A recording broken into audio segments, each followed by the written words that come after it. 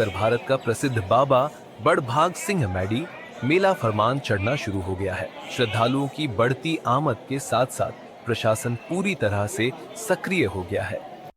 SDM Sachin Sharma अपने पूरे दल बल के साथ मेला क्षेत्र में स्वयं घूम रहे हैं और श्रद्धालुओं से व्यवस्थाओं और समस्याओं की जानकारी ले रहे हैं।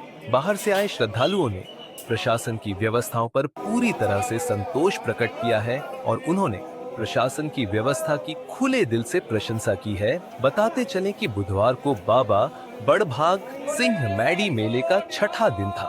जैसे जैसे बाबा बड़भाग सिंह मैडी में अदा की जाने वाली रस्में पास आती जा रही हैं, श्रद्धालुओं का हुजूम भी लगातार बढ़ता जा रहा है।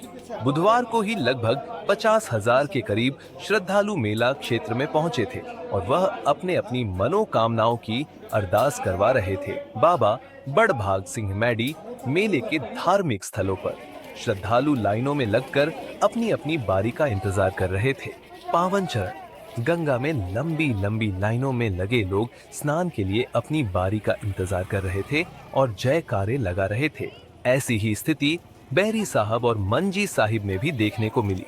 श्रद्धालुओं की आस्था देखते ही बन रही थी। यूं कह लें कि पूरा मेला क्षेत्र लघु पंजाब में तब्दील हो गया है और पूरी तरह से भक्ति के रंग में रंग गया है। मैडी मेले के दौरान अदा की जाने वाली निशान साहिब चढ़ाने की रस्म के लिए श्रद्धालु मेला के क्षेत्र में जुट गए हैं और अपनी अपनी मनोकामना के अनुसार तोहफे लेकर आए हुए हैं।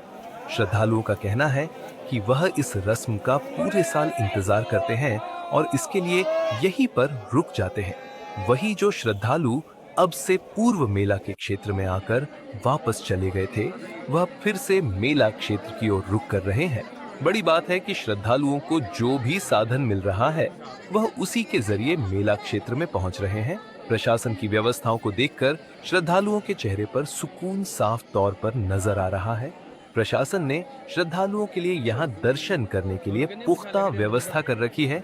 वहीं उनकी सुरक्षा के लिए भारी पुलिस बल तैनात कर रखा है। इतना ही नहीं, गुरुद्वारा प्रबंधन द्वारा श्रद्धालुओं के लिए मुफ्त लंगर व दवाइयों की भी व्यवस्था की गई है। एसडीएम सचिन शर्मा ने बताया कि वह मेला क्षेत्र में आने वाले श्रद्धालुओं की हर सुविधा का ख्याल रख रहे हैं और उनके द्वारा जो भी विचार रखे जा रहे हैं उनके ऊपर प्रशासन द्वारा फौरी एक्शन लिया जा रहा है।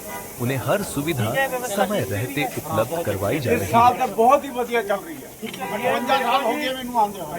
मेरे को कम से कम 18-20 साल हो गए यहाँ यात्रा करती। मेरे के पास ऐसा हादसा बाबा जी ने कृपा करी, ऐसी हालत में भी वो दर्शन अपने करा लेता है। व्यवस्था कभी नहीं देखी। 58 साल हो गए मैंने आंदे हुए और इस साल जितना पुलिस और प्रशासन साथ दे रहा है शायद कोई ही दे और कभी किसी ने नहीं देता। लोग धक्के मारते सी, सब कुछ मारते सी। इस बार आराम दे नाल लोग दर्शन कर रहे हैं। दूरों आए हुए संगत सारी राजी होकर जा रही है।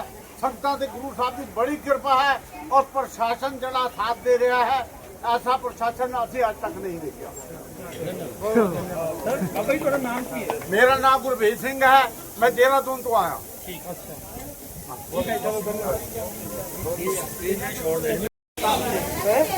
बड़ी दूर से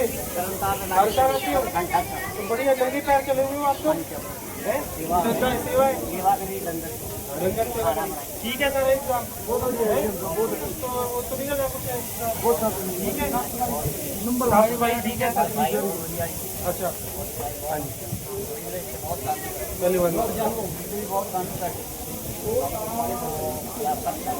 चलो ठीक है जी। सत श्री अकाल। ओके बहुत बढ़िया। दवाई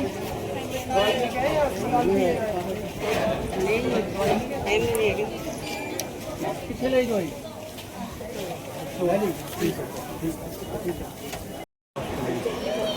नमस्कार, आज मैं सचिन शर्मा एसडीएम आज मैंने पैदल दौरा करके जो हमारा बाबा बड़भाग सिंह का मैडी का होली का मेला लगता है उसका जायज़ा लिया। सफाई व्यवस्था का ध्यान दिया कि कैसे सफाई व्यवस्था है, पुलिस की द्वारा जो लॉ एंड ऑर्डर मैनेजमेंट है उसका संज्ञान लिया और पाया कि लोगों से भी बात करी, जितना श्रद्धालु आए श्रद्धालुओं से बात करी पाया कि ये आपकी व्यवस्था बहुत अच्छी व्यवस्था है, लोग उससे काफ़ी खुश हैं। और जो भी हमें लगता है कि अगर लोगों से हमने विचार लिए, विचार विमर्श किया कि अगर क्या कुछ हम और बेहतरी से प्रशासन साथ दे सकता है, तो इसका हमें बड़ा अच्छा लगा है। सर, जो अब 2 ही दिन बचे हैं, प्रशासन सक्रियता के साथ क्या क्या और व्यवस्थाओं में सुदृढ़ता लाने जा रहा है? अभी जैसे हमने ये मैंने नोटिस किया कि लोगों ने हमें शिकायत करी थी कि हमें चरण गंगा तक जाते तक जो हमने वृद्धजन और दिव्यांग हैं उनके लिए तो हमने गाड़ी का प्रबंध किया ही था, पर बाकी लोगों के लिए भी करीब 2 किलोमीटर का रास्ता पैदल हो जाता है। तो हमने ई रिक्शा इस बार स्पेशल चालू करवाए उन्हीं के लिए, ई रिक्शा में लोग बैठ कर के जाएँ और जो स्पेशली जब रश नहीं होगा, जब भीड़ नहीं होगी, उस समय पे चलेंगे। और हमने उनके रेट भी फिक्स किए कि 50 रुपये से ज़्यादा कोई रिक्शा वाला ना ले। तो ये उनके लिए एक ये पहल थी।